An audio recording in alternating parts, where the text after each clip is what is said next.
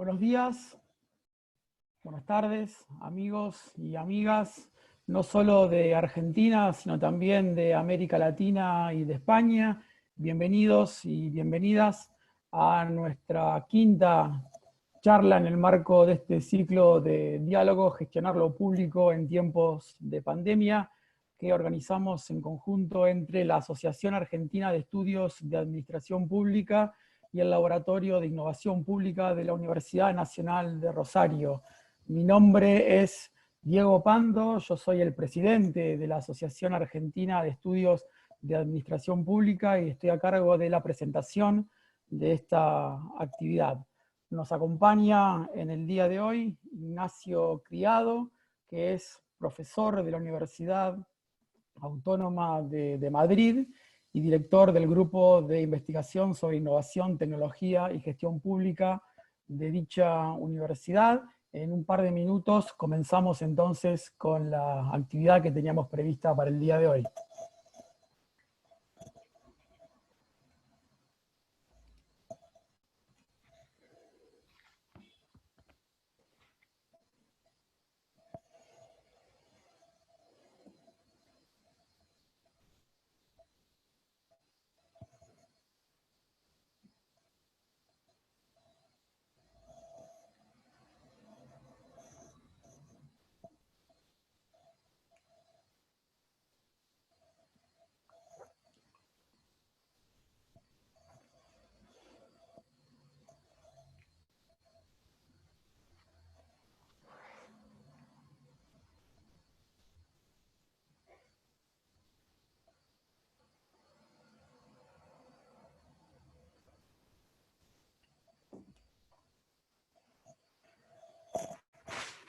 Bien, en honor a los puntuales y a las puntuales entonces, comenzamos con nuestra quinta charla en el marco de este ciclo de diálogo, gestionar lo público en tiempos de pandemia, que coorganizamos entre la Asociación Argentina de Estudios de Administración Pública y el Polilab, el Laboratorio de Innovación Pública de la Universidad Nacional de Rosario. Como les decía, mi nombre es Diego Pando, soy el presidente de la asociación, y junto con Rita Grandinetti, la directora del Laboratorio de Innovación Pública de Rosario, vamos a estar coordinando esta actividad.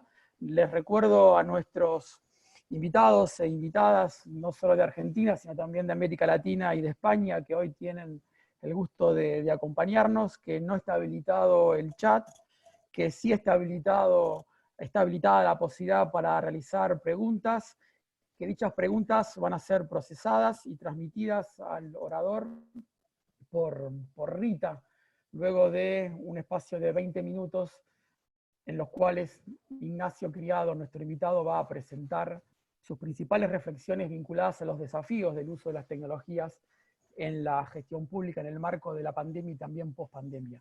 Ignacio es profesor de la Universidad Autónoma de Madrid, director del Grupo de Investigación sobre Innovación, Tecnología y Gestión Pública de dicha universidad. Digo, me consta porque hemos sido compañeros en el doctorado, que hace 20 años al menos que está trabajando sobre este tema, y para nosotros es un gusto poder contar con él en el marco de este ciclo de diálogo.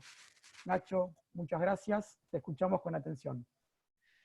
Bueno, muchas gracias, Diego, por la invitación, por la amable presentación, y déjame iniciar este primer tramo no solamente dando las gracias tanto a la Asociación Argentina de Estudios de Administración Pública que presides, sino también al Laboratorio de Innovación Pública al Polilab de la Universidad Nacional del Rosario, y desde luego a toda la comunidad que se suma hoy a este conversatorio, a esta conversación en relación con, como tú decías, ¿no?, con la tecnología, los efectos de la tecnología, la innovación en esta época de COVID, y sobre todo también quizá podríamos reflexionar sobre post-COVID 2019.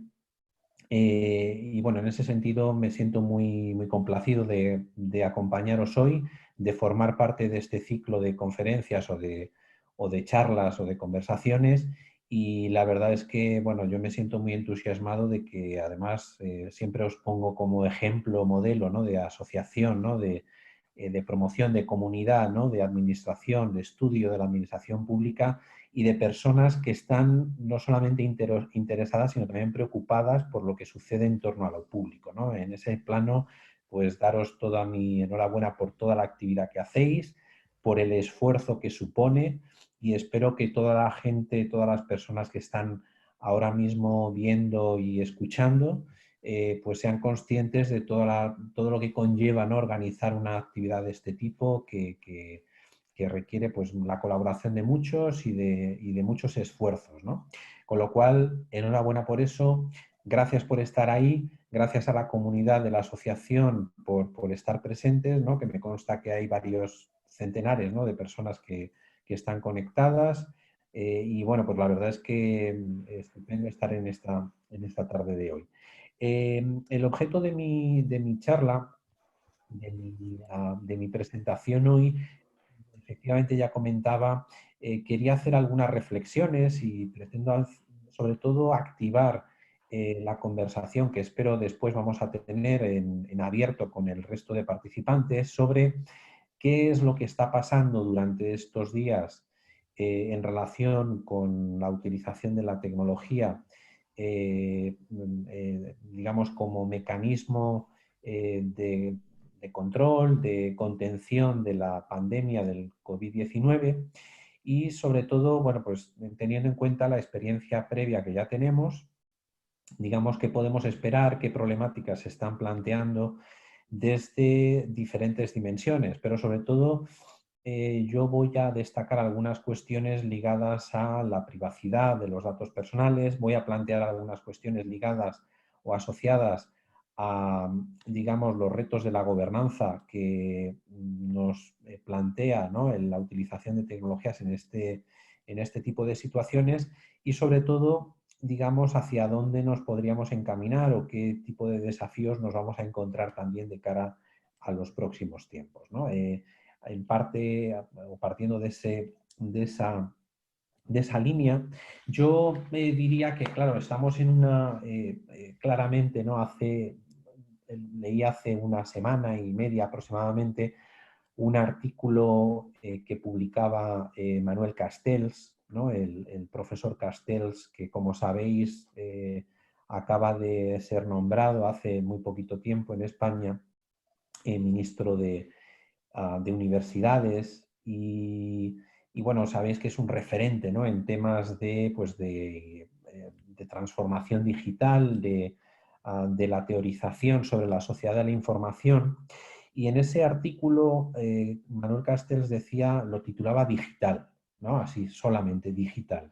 Y en él decía o planteaba algo que creo que no por ser evidente deja de tener profundidad. Y es que estamos, digamos, asumiendo en este momento en el que nos encontramos que el mundo de verdad ya sí es un mundo digital, ¿no? Y todas esas, digamos, certezas que íbamos teniendo sobre las transformaciones que se iban produciendo en el mundo contemporáneo como consecuencia de la utilización cada vez más intensiva de la tecnología de información y comunicación en diferentes ámbitos de la vida humana, pues ahora de repente nos hemos encontrado con que todo eso se nos ha instalado, ¿no? En nuestra vida, cual sistema operativo, ¿no? Y que cada vez tenemos, no lo voy a llamarlo más dependencia, sino cada vez tenemos una mayor simbiosis con las tecnologías de información y comunicación. Precisamente porque esa última parte de la expresión de las tecnologías de información y comunicación, ¿no? La idea de comunicación es lo que está, digamos, a la base de las grandes transformaciones ligadas a esta nueva ola tecnológica, ¿no? Es decir, el ser humano, el elemento distintivo de nuestra especie es precisamente nuestra capacidad de comunicación. Y estas tecnologías cada vez más disruptivas que estamos experimentando, ¿no? En los últimos años, sobre todo apelan a esa capacidad de comunicación que se ve exponencialmente aumentada como consecuencia, bueno, pues de las nuevas oportunidades, ¿no?, que se brindan en relación con ellas. Fijaos, y eso además en un contexto de aceleración, digamos, importante, ¿no?, y aceleración espectacular de esos intercambios y de esos flujos de comunicación, ¿no? Antes, al revisar notas para la presentación, para esta conversación, recordaba que hace 3, 4 años publicábamos un libro, del que por cierto también forma parte Diego Pando, un libro que se titula Tecnologías de Información y Comunicación en la Administración Pública, ¿no? Y lo llamábamos también Conceptos, Enfoques, Aplicaciones y Resultados. Y fíjense, o fijaos, hace 3, 4 años la palabra inteligencia artificial no aparecía por ningún sitio. 3, 4 años. Y ahora todo el mundo habla de inteligencia artificial, de algoritmos, etcétera. Y les aseguro, os aseguro que no es porque no estuviéramos actualizados cuando publicamos ese libro. De hecho, la pretensión era dar a conocer, ¿no?, digamos, el estado del arte de la tecnología en la administración pública. Realmente lo que pasa es que hay el nivel de aceleración, ¿no?, de los procesos de cambio, de innovación tecnológica, cada vez es mayor, ¿no? Y eso también es otra cuestión que yo creo que tenemos que tener en cuenta. ¿Qué es lo qué evidencias nos está aportando simplemente por, digamos, identificar algunas cuestiones en relación con la crisis, ¿no?, que estamos experimentando en el momento actual, ¿no? ¿Qué evidencias tenemos en torno a la utilización de tecnologías, etcétera?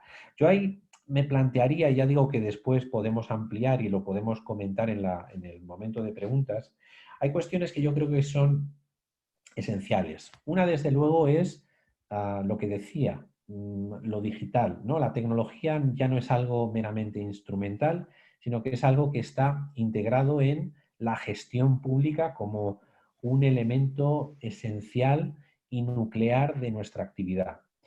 Eso es incuestionable, y lo que quizá es más cuestionable es el nivel de instrumentalidad, ¿no? Es decir, esa idea de que lo tecnológico es algo instrumental o no, o es algo que realmente, digamos, a nivel, como plantean los autores que hablan de enfoques sociotécnicos, la tecnología también determina la sociedad de la misma forma que la sociedad determina la tecnología.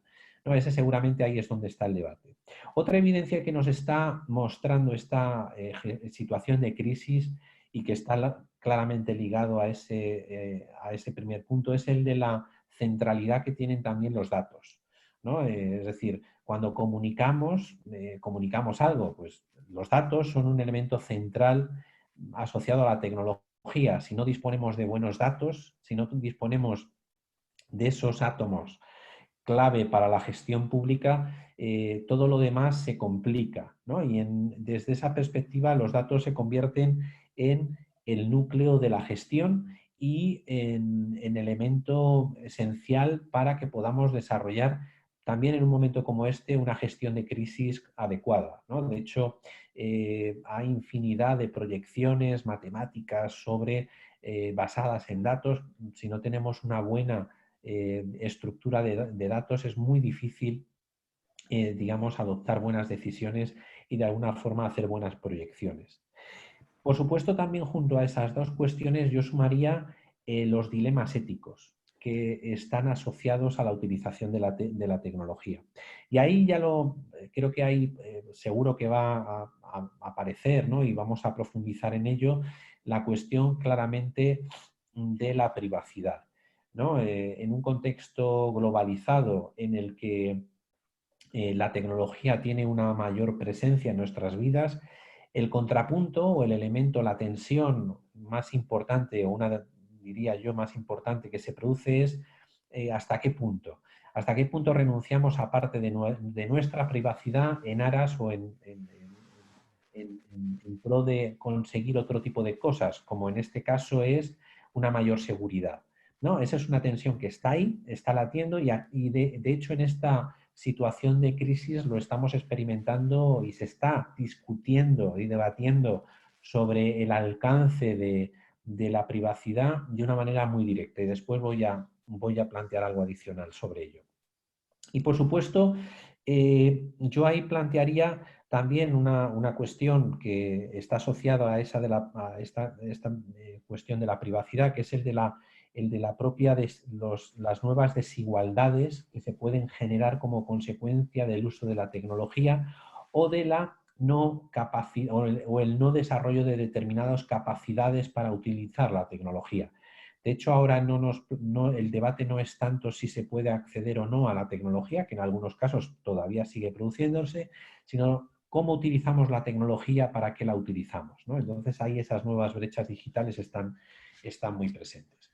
Pues bien, teniendo en cuenta esas evidencias que se están produciendo, ¿no? Y que están ahí en esa situación de crisis, ¿no? En la que estamos viviendo, hay tres cuestiones en donde se está, digamos, de alguna forma evidenciando o se están evidenciando esas tensiones, ¿no?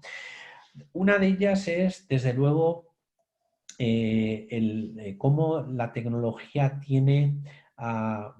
se está utilizando en el ámbito de las redes sociales para comunicar, transmitir por parte de las organizaciones públicas y también como mecanismo de difusión digamos, de información o desinformación por parte de otros actores sociales, ¿no? Ahí creo que la tecnología, obviamente las nuevas plataformas sociales han abierto un nuevo mundo para la comunicación horizontal entre los ciudadanos y claramente los gobiernos están encontrando que en una situación como esta, diferentes grupos sociales y actores están utilizando esas herramientas para extender bulos, como muy bien me han planteado, para extender desinformación, fake news, y en ese sentido, de alguna manera, produciendo que los gobiernos tengan que hacer un esfuerzo adicional por conseguir que los mensajes de información oficiales alcancen al conjunto de la ciudadanía, teniendo en cuenta que están en competencia directa con muchas de esas fake news, con mucha de esa desinformación que está circulando por las redes sociales, ¿no? De hecho, hay toda una línea de estudios y de trabajos. De hecho, estamos nosotros en la Autónoma trabajando sobre esta cuestión, analizando cómo, digamos, se extienden esa desinformación, qué actores están ahí y, sobre todo, para mí lo más importante, cómo las administraciones públicas pueden gestionar ese tipo de dinámicas al mismo tiempo que también gestionan una crisis del tamaño que tiene esta crisis utilizando estas nuevas herramientas, ¿no? Que de hecho, por plantear la vertiente positiva, también se pueden convertir en un aliado muy importante de cara a conseguir que los ciudadanos estén bien informados y dispongan rápidamente de información que de otra manera sería más difícil de acceder, al menos por un número tan alto de personas en tan poco tiempo. Una primera cuestión. Una segunda cuestión que desde el punto de vista de la tecnología también está surgiendo en términos prácticos es cómo la tecnología nos ayuda a colaborar, nos ayuda a generar innovaciones, nos ayuda a trabajar colectivamente. Precisamente en un momento en el que estamos confinados, una parte muy importante de la población a nivel mundial está confinada. Es cierto que se están empezando a relajar ese concepto, ¿no?, de desescalada se está empezando a implementar en diferentes contextos de manera simétrica en los países habitualmente, pero durante estas últimas semanas atrás hemos visto experiencias muy interesantes que utilizaban precisamente la tecnología y determinadas plataformas de colaboración para desarrollar iniciativas que ponían en contacto necesidades ciudadanas, ponían en contacto actores que facilitaban sus competencias, sus capacidades para ayudar a otros, etcétera, ¿no? Hay casos como el de la plataforma Frena la Curva, por ejemplo, desarrollada por el gobierno regional de Aragón en España, pero que ha tenido eco en diferentes países de América Latina. Hay casos también centrados en el desarrollo de hackatones para desarrollar innovaciones sociales y de otro tipo, también sanitarias y empresariales, con el concurso de diferentes actores, universidades, desde luego el mundo académico, el mundo de la empresa, el mundo de la sociedad civil, de forma que a través de este tipo de experiencias pues se han puesto en común iniciativas muy interesantes desde el punto de vista incluso ya, como decía, sanitario, o planteando soluciones o alternativas o diferentes escenarios para llevar adelante distintas soluciones a retos públicos, ya digo, a través de estos hackatones, y en todo ello, ya digo, desde un punto de vista, lógicamente, no presencial, a través de este tipo de plataformas que, ya digo, se han ido desarrollando durante las últimas semanas. Y desde luego, quizá el ámbito donde ahora hay una mayor reflexión y donde hay un mayor debate, y quizá esto podamos profundizar después, hay un ámbito de la tecnología o de los desarrollos de la tecnología que se está de alguna manera concretando y tratando de desarrollar precisamente como elemento de combate al virus, es el de las tecnologías que pretenden de alguna manera desarrollar o promover una trazabilidad de los contagios del virus, ¿no? Tecnologías que claramente ponen en evidencia y manifiestan esa tensión que comentaba al principio entre la eficacia de disponer de un sistema de identificación y de trazabilidad de los posibles contagios que se vayan produciendo en las próximas semanas y meses, con el respeto a la privacidad de los datos personales de los individuos. Aquí claramente se han desarrollado dos grandes modelos. El modelo que ya está implementado en los países de Asia, especialmente Singapur, Taiwán, Corea del Sur, que es un modelo de trazabilidad centralizado, donde los ciudadanos ceden parte de su privacidad en aras de que una autoridad central disponga de la información, por ejemplo, sobre la geolocalización de los celulares para, de alguna forma, realizar una gestión de la crisis más eficiente, pero con esa, digamos, contrapartida que supone que los ciudadanos en todo momento le ceden a un tercero los datos sobre, por ejemplo, con quién se ha visto, en qué lugares ha estado o en qué lugares ha pagado, por ejemplo. O bien el modelo descentralizado, que es el que de alguna manera se está tratando de desarrollar por un consorcio europeo importante que trata de, digamos, evitar esa cesión de datos personales a terceros, a una autoridad gubernamental, de manera que el trazado de los teléfonos móviles se realiza a través de Bluetooth y el portador de cada uno de los teléfonos no tiene que ceder la información personal a una autoridad central, sino que cuando alguien, digamos, está durante unos minutos, o se cruza con alguien y a los varios días después, pues esa persona reporta que ha tenido o que tiene síntomas de coronavirus y efectivamente es diagnosticado de esa manera, su teléfono simplemente recibe una comunicación de que ha tenido contacto con esa persona. En ese proceso ninguna autoridad, ningún tercero tiene acceso a los datos personales ni a los datos de geolocalización de esos individuos, y en consecuencia se garantiza esa privacidad de cada uno de los ciudadanos. Este modelo está, digamos, desarrollándose, ya digo, por un consorcio europeo que está trabajando en esta lógica, sobre todo de garantía y de protección de los datos personales, pero claro, pensad que aquí no solamente estamos hablando de este sistema de trazabilidad, sino que también se abren otros nuevos caminos vinculados, por ejemplo, con la utilización de cámaras térmicas para medir la temperatura de los ciudadanos cuando acceden a un espacio público, ¿no? Claro, ¿qué implicaciones tiene eso? Porque estos sistemas funcionan en muchos casos con sistemas de inteligencia artificial y reconocimiento facial que de alguna forma establecen algunos desafíos a esa privacidad.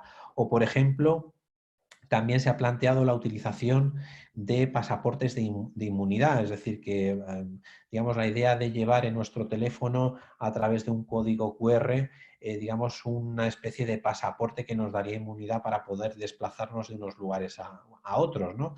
Claro, eso también tendría implicaciones desde el punto de vista de la protección de los datos personales, de algo tan sensible como digamos, si tenemos o no tenemos la enfermedad, y quién puede acceder a esa información, ¿no? Entonces ahí se plantea desde luego todo un desafío desde el punto de vista de la gobernanza, desde el punto de vista de la protección de los datos personales y sin duda una tensión en la que cada uno de los gobiernos tendrá que decidir con sus sociedades hasta dónde, digamos, se llega en esa cesión de datos personales.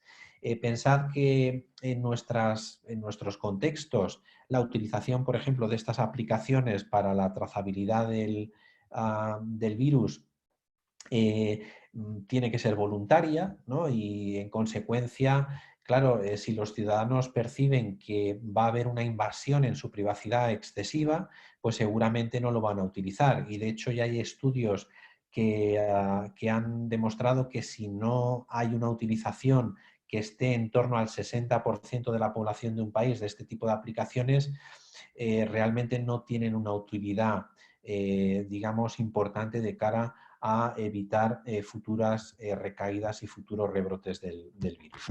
Para terminar esta presentación, que creo que me he extendido unos minutos, simplemente plantear que de cara al futuro la tecnología, por supuesto, nos va a seguir apelando a algunas cuestiones que son claves, como es la relación entre la propia tecnología y los seres humanos, ¿no? Es decir, ahora se habla de transhumanismo, se habla de hasta dónde, ¿no?, vamos a estar dispuestos a los seres humanos a, digamos, a incorporar dispositivos tecnológicos para resolver determinados problemas sociales y sobre todo para ayudarnos en el caso del sector público a mejorar las decisiones, los procesos de adopción de decisiones, ¿no?, que era precisamente la inquietud de Herbert Simon en los años 50 y 60, ¿no?, cuando aparece la inteligencia artificial, pues efectivamente cómo mejoramos los procesos de toma de decisión.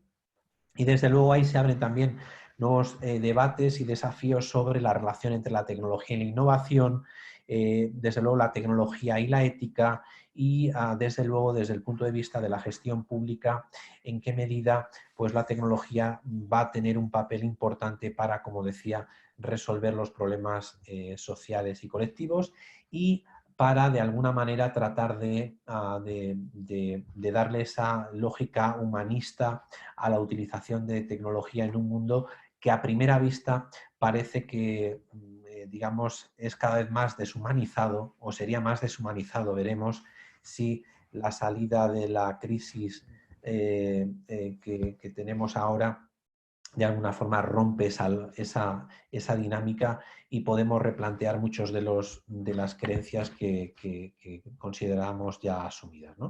Lo dejo aquí de momento y si queréis después, si quieren después, en el turno de preguntas, pues profundizamos en alguna de las cuestiones que he ido simplemente dando matices y con el pincel pues tratando de matizar, ¿no?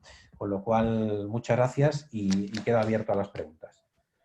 Bien, muchas gracias, Ignacio. Muy interesante la presentación, planteando diferentes cuestiones y desafíos asociados al uso intensivo de tecnologías digitales para fortalecer la capacidad de gestión del Estado en el marco de esta emergencia sanitaria en la cual se encuentra gran parte del mundo. Como les decíamos al principio, hemos ido recibiendo varias preguntas que van a ser procesadas y planteadas por Rita Grandinetti, la directora del Laboratorio de Innovación Pública de la Universidad Nacional de Rosario, que junto con la Asociación Argentina de Estudios de Administración Pública coorganiza este ciclo de diálogos. Rita, todo tuyo. ¿Qué tal? ¿Cómo les va? Gracias, Nacho. La verdad que fue un gusto compartir estas reflexiones. Tenemos varias preguntas que se orientan en distintos sentidos. Vamos a ver si las podemos ir ordenando.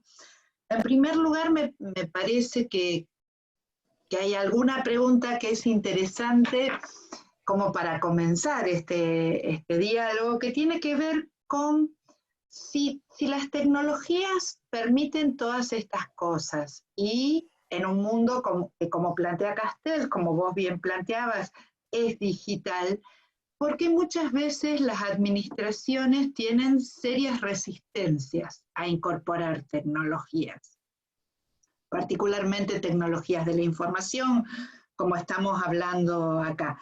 Esto tiene que ver, plantea la pregunta, ¿no?, con desconocimiento, con temores, con temor de cambiar absolutamente de paradigma al incorporar tecnologías. Así que me parece que puede ser un buen disparador esta inquietud. Perfecto. Que nos han manifestado. Me parece, esto es una de las preguntas, creo, más importantes. Realmente, después comentaba antes, Diego, que llevamos ya varios lustros, ¿no? Ya vamos cumpliendo lustros de currículum, ¿no?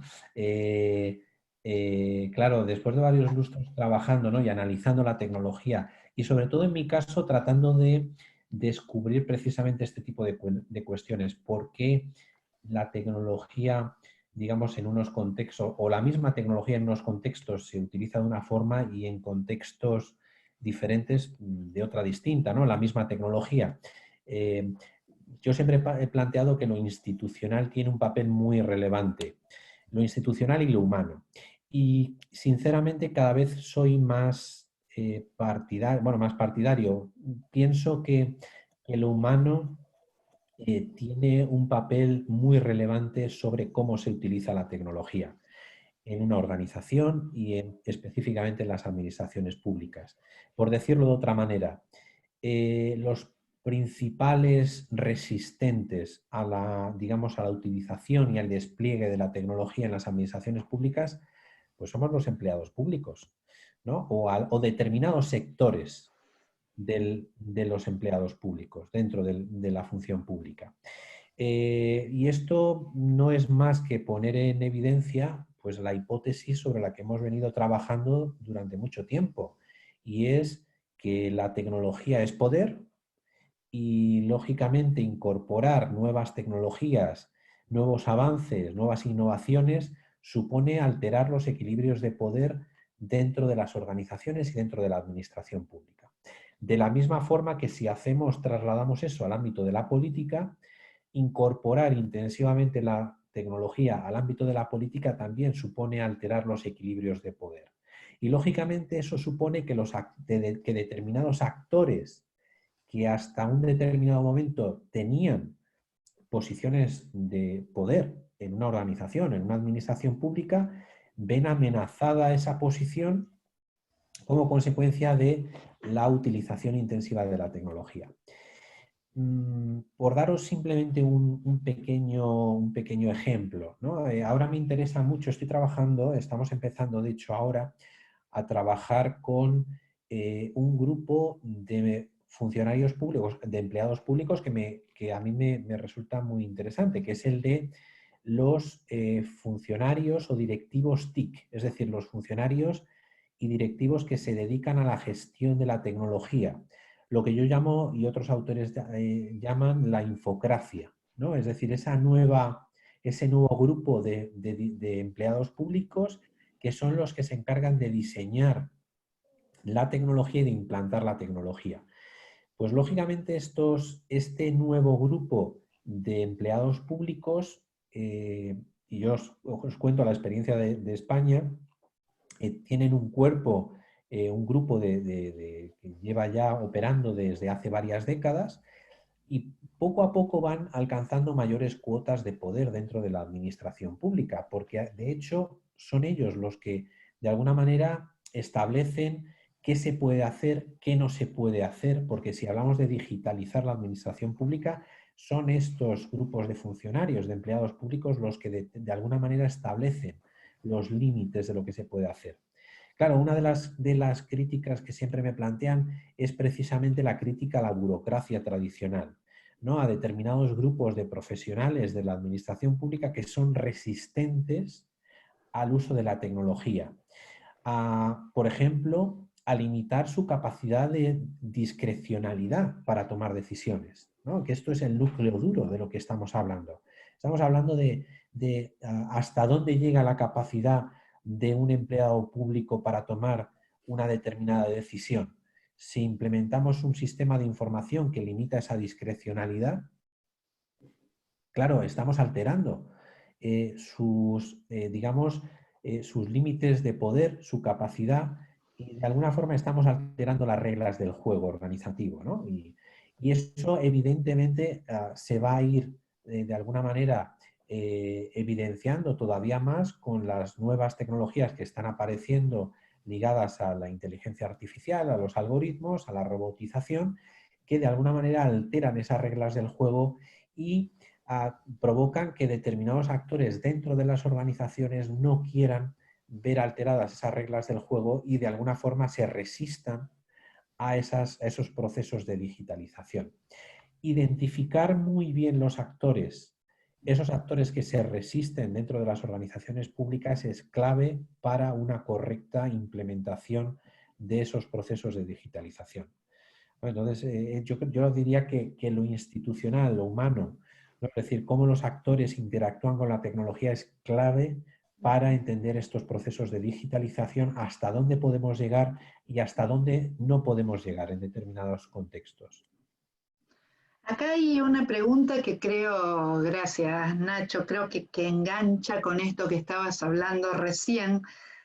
Nos preguntan, ¿en qué medida estos procesos de incorporación tecnológica tienen en cuenta, o qué reflexión tenés en torno a esto, de qué modo se vinculan efectivamente la incorporación tecnológica con las reglas, la institucionalidad, las características particulares de cada una de las administraciones? O por el contrario, si muchas veces no aparecen como algún tipo de invasión o de algo ajeno que es impuesto y no termina siendo significativo para las prácticas.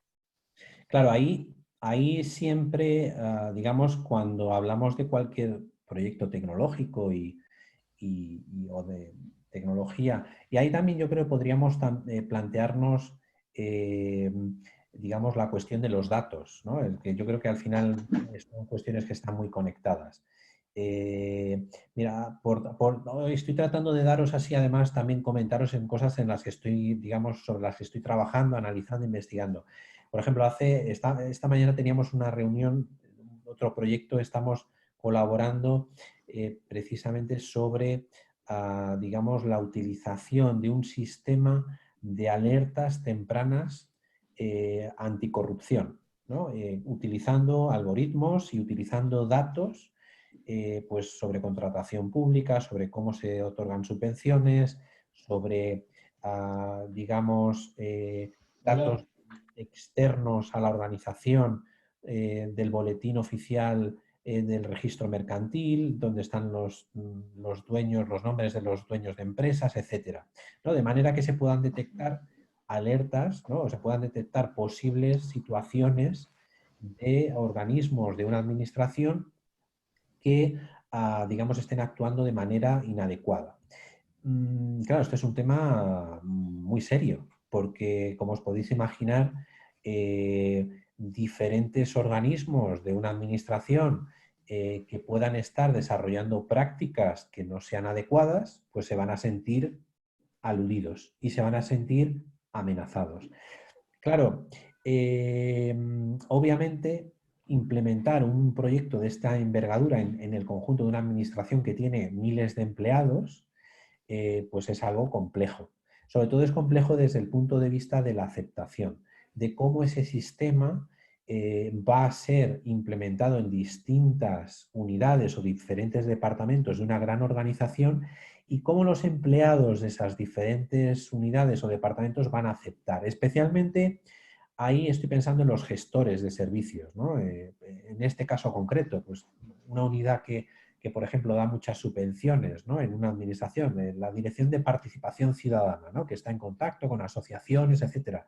Claro, si tiene una aplicación informática por detrás que está controlando cómo concede esas subvenciones a diferentes asociaciones, claro, qué criterios hay por detrás, qué actores, etcétera, claro, eso puede suponer resistencias por parte de los gestores que están al frente de ese servicio, ¿no? Y desde luego puede alterar las dinámicas de poder que se dan alrededor de ese ámbito de política pública.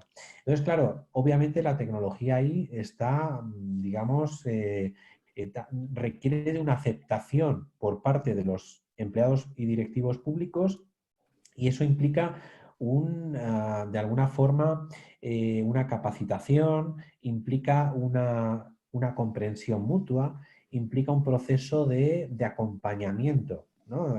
La tecnología, precisamente por esa alteración de los equilibrios de poder, requiere que desde un primer momento todos los actores que van a verse de alguna forma afectados pues tengan que estar participando desde un primer momento, ¿no? Si realmente queremos conseguir una aceptación de esa tecnología y de esos nuevos sistemas de trabajo, de actuación o de procesos de toma de decisiones.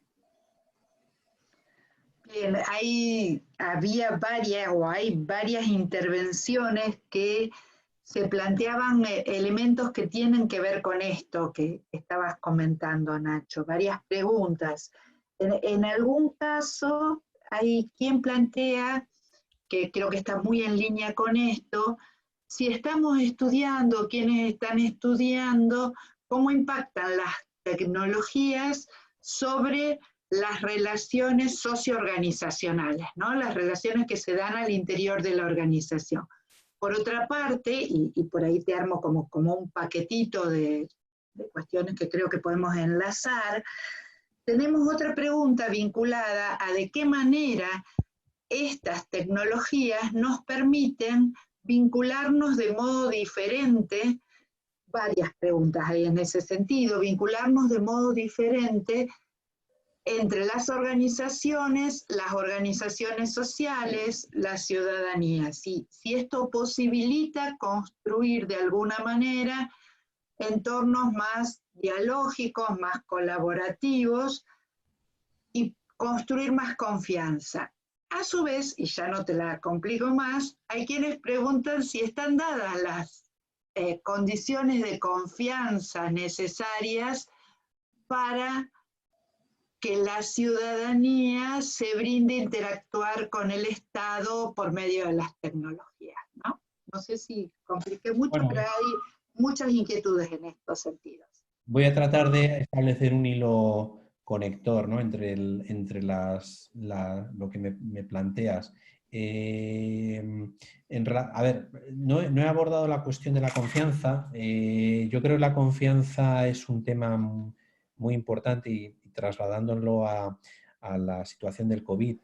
De hecho, hay quienes sugerían como hipótesis que aquellos países en donde hay un mayor nivel de confianza en los gobiernos se habría podido atajar mejor la crisis y de alguna manera habría sido necesario un tipo de confinamiento, vamos a decirlo así, no tan agresivo, ¿no? Y ahí se pone sobre todo el caso extremo de Suecia, donde existe un nivel de confianza elevado en las autoridades públicas y, digamos, se ha desarrollado un tipo de confinamiento muy, vamos a decirlo así, muy suave, ¿no? En comparación con otros países. De hecho, realmente no han tenido un confinamiento completo porque la gente ha podido salir a la calle.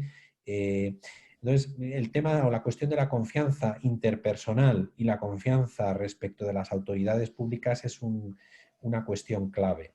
Y desde luego cuando hablamos de tecnología también lo es, precisamente porque, por lo que comentaba durante la presentación y abundo en el argumento, cuando las tecnologías son cada vez más invasivas y de alguna manera inciden más directamente en por ejemplo, nuestras capacidades de comunicación, lógicamente, si no hay elementos de confianza, va a ser muy difícil que los ciudadanos se involucren en ese tipo de dinámicas. Por decirlo con ejemplos concretos, ¿no? Y también apelando a lo que decía antes, si de repente los gobiernos se dedican a, por ejemplo, a, bueno, más que perseguir, a hacer un seguimiento, vamos a decirlo de esta manera, de todo lo que los ciudadanos dicen en redes sociales, ¿no? Y tienen identificados en ese intento, ¿no? Pues como en algún caso se ha planteado, yo estoy hablando, pensando en el caso de España, ¿no? Aquí ha habido alguna polémica sobre si el gobierno tenía que perseguir o al menos conocer quienes estaban propagando determinada desinformación en redes sociales. Claro, si eso se generaliza en todas las situaciones, pues seguramente si no existe un mínimo de confianza en que esa utilización de esa información se hace para realmente algo que sea beneficioso para el conjunto de la sociedad, claro, la ciudadanía va a ser más reacia a participar en ese tipo de dinámicas de colaboración. O si las autoridades públicas plantean a los ciudadanos que, por ejemplo, utilicen una determinada, un hashtag o una determinada información, que lo compartan, si no tienen confianza en que, digamos, esa interacción se va a hacer digamos, en un espacio en el que no hay un seguimiento o no hay, digamos, eso no se va a utilizar para fines que no son los del bien público, pues lógicamente ahí nos vamos a encontrar con dificultades. Desde luego, el tema de la confianza también está claro que está muy ligado a lo que comentaba de las aplicaciones que pretenden desarrollar una trazabilidad de los ciudadanos. Claro, ahí estamos hablando de una invasión muy intensa de la privacidad, ¿no? Es decir, si permitimos que una app conozca en todo momento dónde estamos, con quién nos estamos viendo, etcétera, claro, ahí se produce una tensión. Si no existe confianza en el gobierno, pues difícilmente vamos a aceptarlo. Ya decía antes que en contextos, en el contexto asiático digamos, se ha optado por una solución centralizada que otorga un margen muy amplio a los gobiernos para, digamos, utilizar los datos personales y de alguna forma combatir posibles rebrotes. En el contexto europeo, a día de hoy, eso parece bastante complicado que suceda. Y de hecho, los gobiernos que están planteando hacer una app de este tipo lo están haciendo con este consorcio que os planteaba antes, que desde luego utiliza un sistema muy laxo de control de los movimientos de los ciudadanos, ¿no? Y establece un sistema que, como os decía, es totalmente descentralizado y según el cual ninguna autoridad pública va a poder acceder a datos personales de los ciudadanos más allá de darles la información sobre si han tenido contacto con alguien que está contagiado por el COVID, ¿no? En consecuencia, yo lo que diría es que si hablamos de tecnología, claramente la confianza es central y de hecho, precisamente yo siempre planteo algo y es que cuando utilizamos cualquiera de estas plataformas, Airbnb,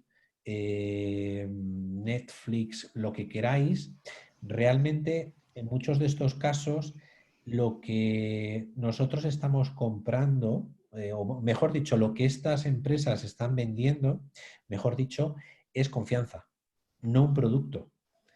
En Airbnb, Airbnb no tiene ningún apartamento ni tiene ningún alojamiento. Lo que hace es establecer un espacio de confianza.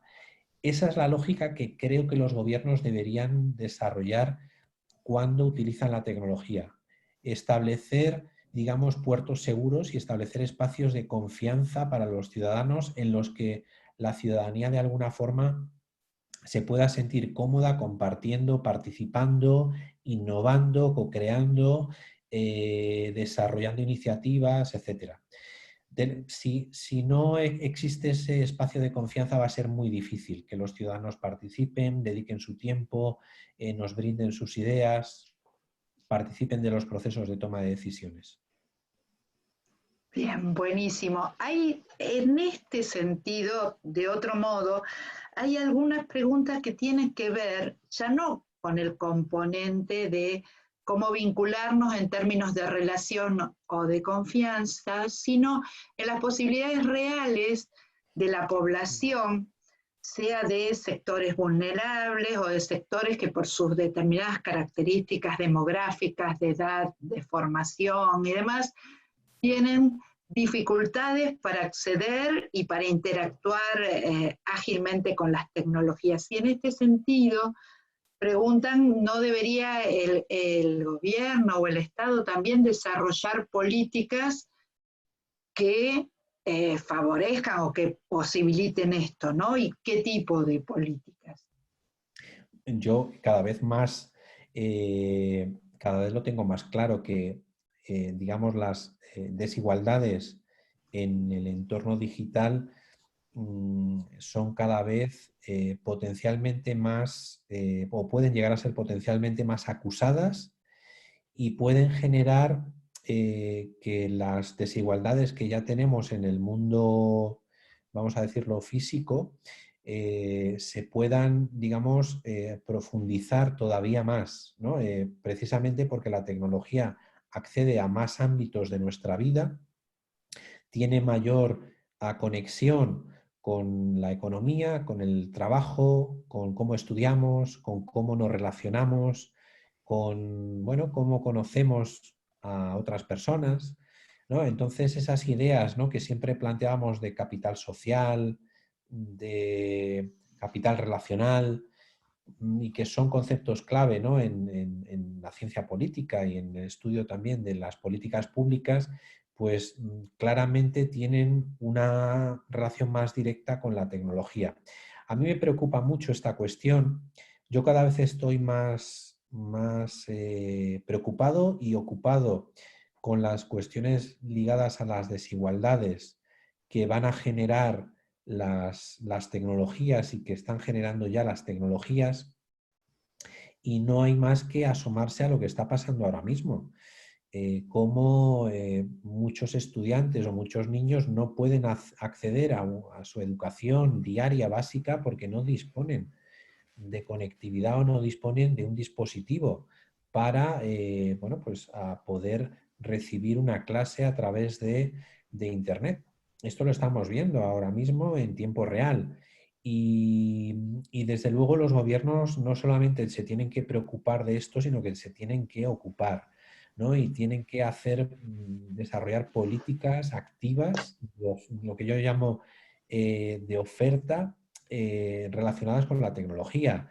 No solamente tenemos que formar a las personas, tenemos que, por supuesto, equipar con dispositivos, mejorar la conectividad.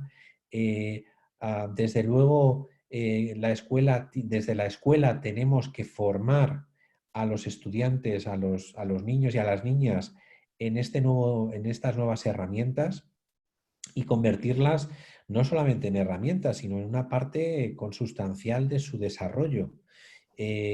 Obviamente, eso no significa que todo lo tengamos que hacer a través de la tecnología, ¿no? O caer en ese discurso de, bueno, pues, en fin, de que las pantallas sean nuestra única ventana a la realidad. Esto no es incompatible con seguir leyendo libros en papel y conseguir haciendo muchas cosas de las que hacemos habitualmente, ¿no?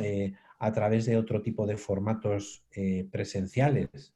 Yo creo que tenemos que combinar, hibridar, ¿no? Antes estaba en una reunión y hablaba mucho de hibridar, ¿no? Es decir, la posibilidad de compartir espacios físicos con el desarrollo de espacios que son digitales, y creo que eso se tiene que hacer con mucha naturalidad, porque además nos abre una ventana a un mundo que cada vez es más global y que, por supuesto, yo no lo veo incompatible con estar cerca de los amigos que tenemos en la misma calle o en el mismo barrio, con los que nos vamos a tomar una cerveza y con los que nos ponemos a hablar de fútbol o de cine o de lo que sea, ¿no? Todas las experiencias son compatibles y desde luego son posibles.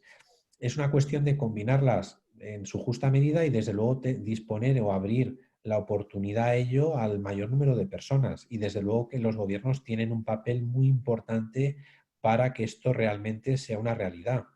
Porque de lo contrario, la fractura social claramente va a ser todavía más importante de lo que tenemos a día de hoy. Sin duda, Nacho. Bueno, para ir cerrando ya, porque nos quedan muy poquitos minutitos, comentarte que hemos recibido agradecimientos y comentarios de quienes están siguiendo la charla de distintos países de América, de El Salvador, de México, de Chile, de Colombia, de España también, de distintas ciudades argentinas. La verdad que se siente, más allá de que no nos veamos, se siente toda esa presencia de una manera muy fuerte. Y una última reflexión me parece que podríamos hacer, que también varios preguntaron en este sentido, como para quedarnos pensando y seguir andando en estos tiempos y en estos temas, que tiene que ver sobre cómo pensás o cómo imaginás el impacto que pueden tener estas tecnologías y este uso tecnológico cada vez más acelerado, como comentabas, sobre la calidad de la democracia, o qué impactos. Digo, me parece que esa es como una buena pregunta para dejarnos pensando. Para cerrar y para pensar en en otra hora de conversación. A ver, por decirlo quizá en lugar de en una hora, en un minuto. Claramente a todos los que trabajamos en relación con la administración pública o con la ciencia política, ese debe ser uno de los, ¿no? de los horizontes. Decía antes que la tecnología altera las relaciones de poder y en consecuencia o como consecuencia de ello, pues lógicamente tiene o tienen, siempre lo han tenido, pero tendrán también incidencia en cómo entendemos la democracia. A mí se me ocurren así, ya digo, por simplemente lanzar alguna idea, desde luego habría que incidir en esa cuestión que decía de la confianza, deberíamos tener en cuenta muy claramente las implicaciones éticas en el uso de la tecnología. Por supuesto, también en hacer real esa aspiración de horizontalidad, ¿no? Y de involucrar a cada vez a un mayor número de personas en los procesos de toma de decisiones para mejorar esas decisiones. Y yo añadiría también alguna cuestión adicional, como por ejemplo, en qué medida la tecnología nos puede ayudar a mejorar los sistemas de rendición de cuentas. Si realmente estamos hablando de datos abiertos y de la posibilidad de transparentar datos, realmente eso lo vamos a conectar con la rendición de cuentas, con las capacidades, con la capacidad del Estado, ¿no? Para rendir cuentas ante la ciudadanía, por lo que se hace. Yo creo que en esas líneas, simplemente por dar algunas pinceladas, orientaría esa cuestión de cómo la tecnología, digamos, puede incidir en esos, digamos, estadios posteriores, ¿no? o futuros de la democracia, ¿no? En un mundo en el que cada vez más se habla de datacracias, ¿no? Especialmente aquellos países donde, digamos, la idea del demos no está no es tan importante, ¿no? Y estoy pensando en Oriente, pues las datacracias se van a convertir en una nueva forma de régimen político que, desde luego, en contextos como el nuestro no es a lo que pienso que no tenemos que aspirar, sino precisamente a cómo embridamos el poder que tienen los datos y la tecnología en beneficio del común. Ese es el reto que tenemos. Desde luego, las datacracias no deben ser nuestro modelo, pero tampoco creo que deberían serlo, digamos, el modelo de las grandes corporaciones que también de alguna forma ejercen una especie de data nocracia, pero sí de utilización masiva de datos de los ciudadanos en beneficio de unos intereses que no son los del común, ¿no? Entonces es un desafío que tenemos ahí, es un desafío importante y seguramente tenemos que explorar modelos que nos permitan controlar esos grandes intereses, esos grandes poderes que obviamente están operando y que son muy conscientes de que quien sabe utilizar la tecnología y quien tiene la tecnología es quien tiene el poder. Bien, muchísimas gracias. Hay quien pide, pero no para ahora, dice para después, para seguir en las redes sociales, que le interesó muchísimo el concepto de hibridación y siguen los agradecimientos, los comentarios de agradecimientos. Así que, por mi parte, gracias. Bien, muchas gracias Rita, muchas gracias Nacho por la presentación y muchas gracias también Nacho por honrarnos con tu apoyo. Nobleza Obliga, cuando empezamos a pensar un ciclo de estas características, uno de los principales apoyos y quien nos alentó a organizar este tipo de ciclo fue Ignacio. Simplemente para finalizar, dos cuestiones. En primer lugar, comentarles que los videos de las charlas anteriores y por supuesto también esta y las que vendrán están disponibles en la página de la Asociación Argentina de Estudios de Administración Pública para los socios y también para todas las personas que se logueen.